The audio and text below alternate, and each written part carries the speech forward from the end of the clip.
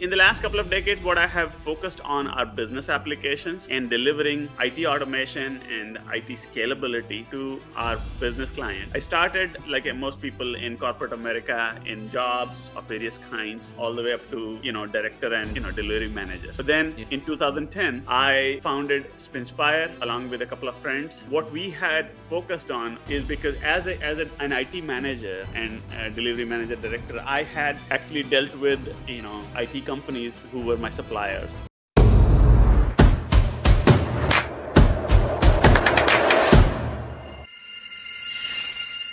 Hey guys, and welcome to the Grow IT podcast. One of your hosts here, Trey King.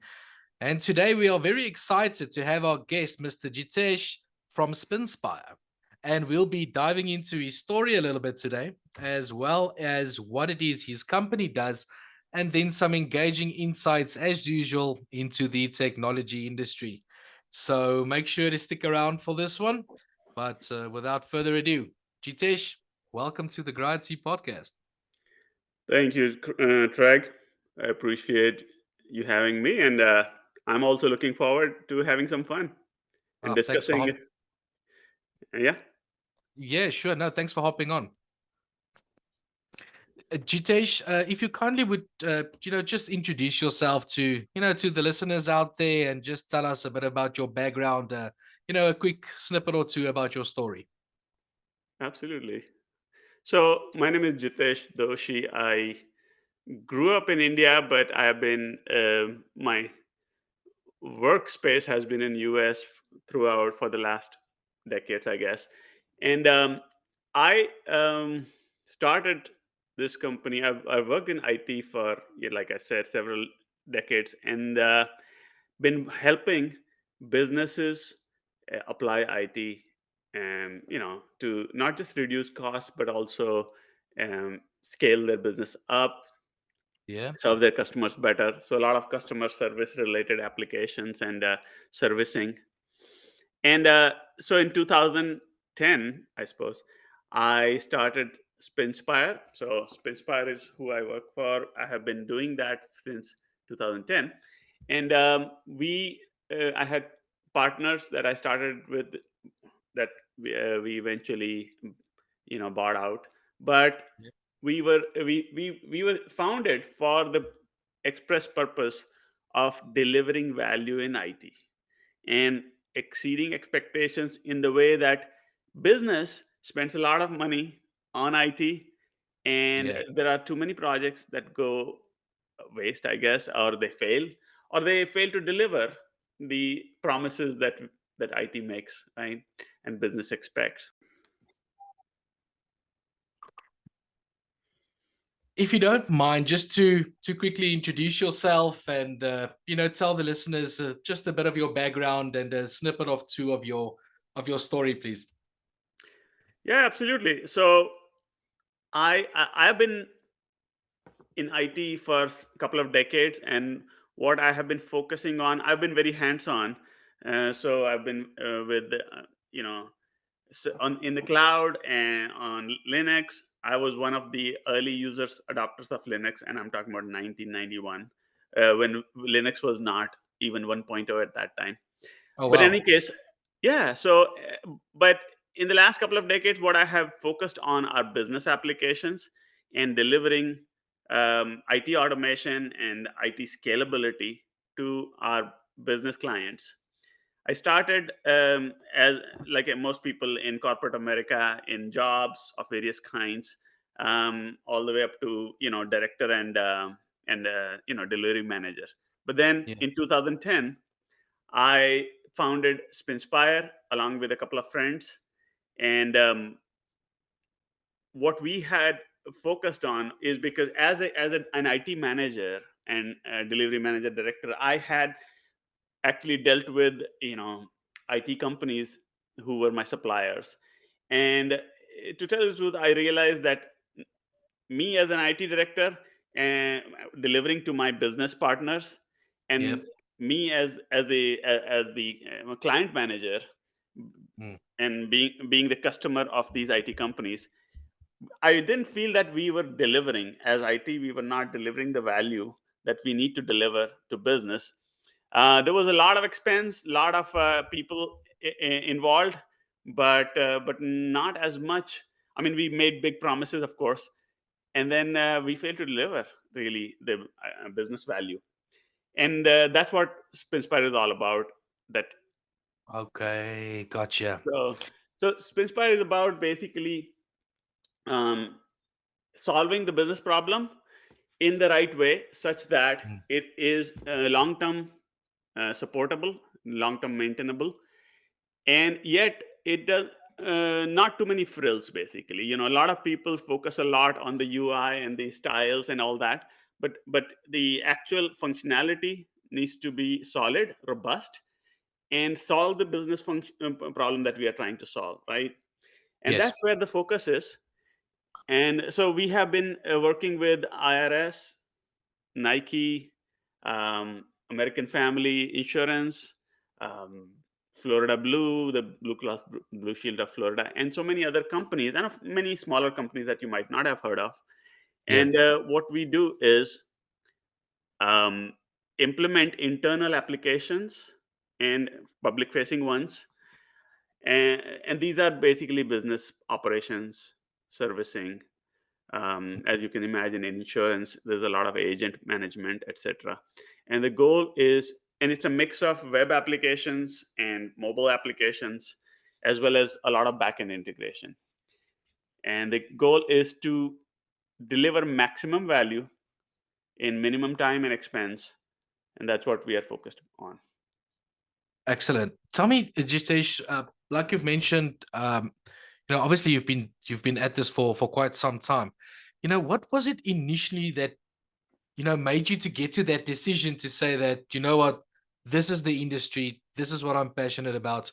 How did you get to that point? What was it that, I don't want to say like the penny dropped, right? But when did you decide this is when I want to do this?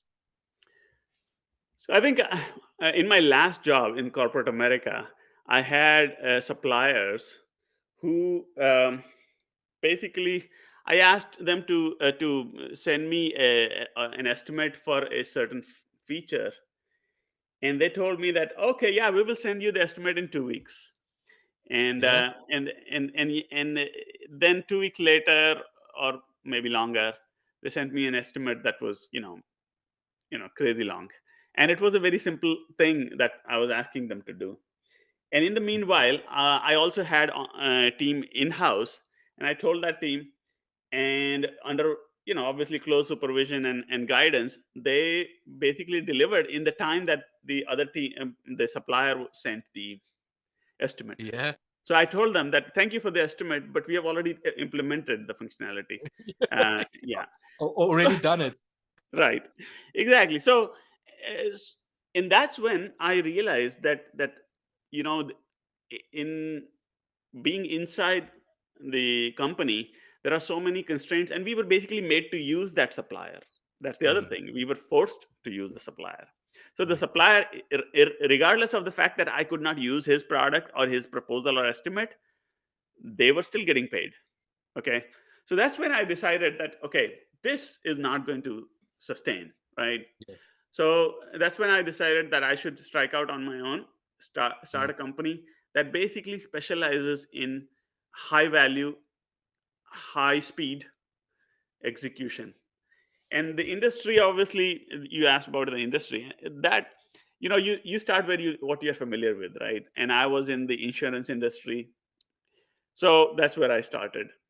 Yep. But since then, of course, business value, the IT value needs to be delivered in regardless of the industry. So yeah, that uh, and at that time this was about 2010. So yeah, you know companies were using where cloud was just starting out, and company started using cloud.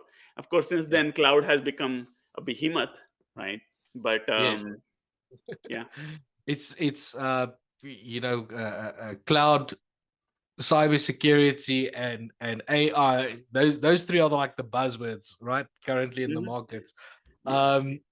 Talking about the markets, tell me, based on your expertise, what are the current market trends that you are aware of? What? what have you been picked up lately? What's going out? What's going on out there? Well, so you would have to live under a rock if you wouldn't say IT. Oh, sorry, AI, right? Yeah. Yeah, it's like everybody going crazy about AI. And Yeah.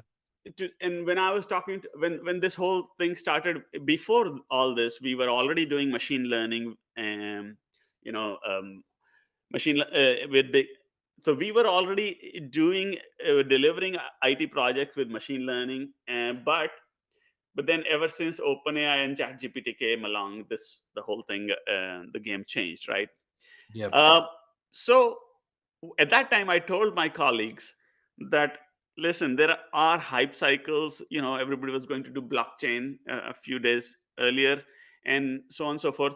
There are so obviously AI is overhyped, but there is value in it. If you Mm, look for value, there is. It is mm. going to solve business problems. So my analogy is like database and relational database systems. When Yes. Oracle and others came along, there was huge hype and all that, but then it became part of the staple of the IT diet. Databases are in every business applications. Similarly, LLMs and generative AI. Yep. I was telling my colleagues that it's going to be a part of the solution. It's not going to be the entire solution. And there, as far as AI being used for um, producing IT products, again, it will have a limited role, absolutely, but I don't think it's completely taking over. So yeah, so in terms of trends, obviously there's AI, and there is, like I said, it's not a flat fad entirely, but it is a little bit overhyped. Uh, in the other areas, other trends that we are observing and actually participating in Yep. is bringing cloud back, using cloud for the right reasons, right, in the right role. Yes. So and that applies to AI as well, because you could use OpenAI's or Claude's or Gemini's APIs, or you could host private AI with Mm. open source or otherwise LLMs, locally hosted, privately hosted, at least, if not locally, right? Yep. And so again, bringing some of your IT systems back out of the cloud on-prem, but if not on-prem, at least into private cloud, and simplifying if anybody who has seen the AWS product offering will say, oh my goodness, the sheer vast array of offerings is, you know maddening, or almost insane. Too much Yes. complexity. So yeah, it's Yes. Too time much. to simplify cloud. It's Mm. time to bring it back to own private clouds and Yep. simplify it, and that applies to AI. So that's the other trend that we are not just participating in, but kind of leading also for a lot of our customers. Tell me I think Jitesh, I think this is a good time, if you don't mind, just to elaborate and explain a bit better. What is it specifically what your company does? So specifically, our company, we specialize in building and maintaining internal IT applications. So Okay. usually, so basically companies like Nike and IRS, and so irs.gov, for example, is Yeah. one of the, it's a very public site, as everybody has gone there, especially Yeah. come April, right? Um, and Yes. so that is a CMS based application. It's a website, public website, very complex, 40,000 plus documents, right, and more assets. Mm. And so we built the solution from ground up, and we have been maintaining it for the last few years. And lately we are implementing AI chatbots for to help the visitors. uh, Yes. so the, sorry, go ahead. Okay, I thought you said something. Yeah, so we have No, been, sure. yeah, so AI chatbots to consume those 40,000 documents and Mm. produce you know a coherent answer for visitors and taxpayers.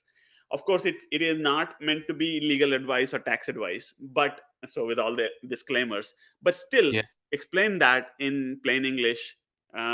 What is it that all these rules and regulations and documents are saying, and then reference those documents for actual definitive information. So that's that's an example of things. um, Yet another example, again, since you're asking specifically what we are doing, is an application that we have developed, and we actually sell it, a product basically, Yes. for the residential and commercial cleaning industry. And they are, so in general, the application is for all field services.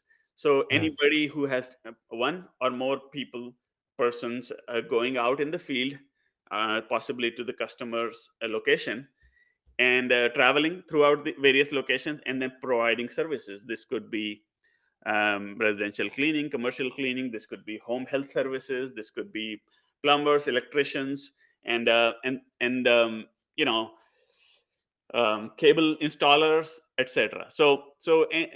Where people are traveling to various places and providing a service that is either billed flat rate or billed by the time, and so on and so forth, Yeah. and or not billed at all, like in case of cable installers, right? But still paid to the Yeah. employee. And the application is a hybrid amalgamation of mobile as well as web, and obviously complex backends.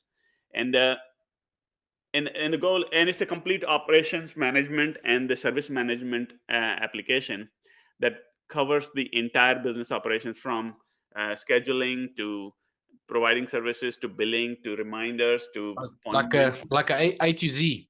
A to Z, yeah. So so yeah so i, I guess in short, I would say custom business applications is what we are all about. Excellent.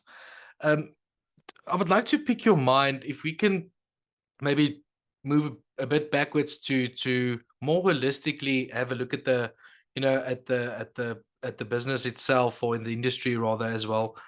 In your opinion, what type of mindset would you say is needed to be a successful founder, director, leader of a company? Hmm. I know it's quite a loaded question, right? Right, right.